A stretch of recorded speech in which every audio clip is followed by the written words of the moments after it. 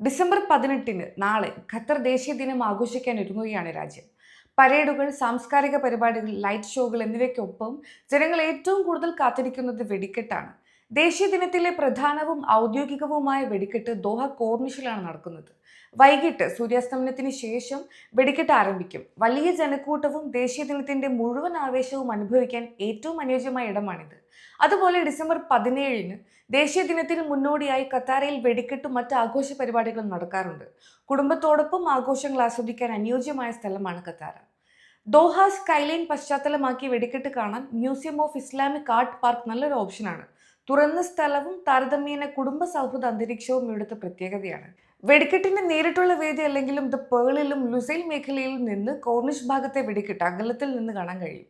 തിരക്ക് കുറവുള്ള ശാന്തമായ അനുഭവം ആഗ്രഹിക്കുന്നവർക്ക് ഇത് അനുയോജ്യമായ ഒരു സ്പേസാണ്.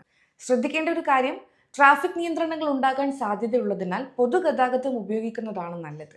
സുരക്ഷാ നിർദ്ദേശങ്ങൾ പാലിച്ച് നേരത്തെ എത്തി ആഘോഷങ്ങൾ ആസ്വദിക്കാനാണ് അധികൃതരുടെ നിർദ്ദേശം.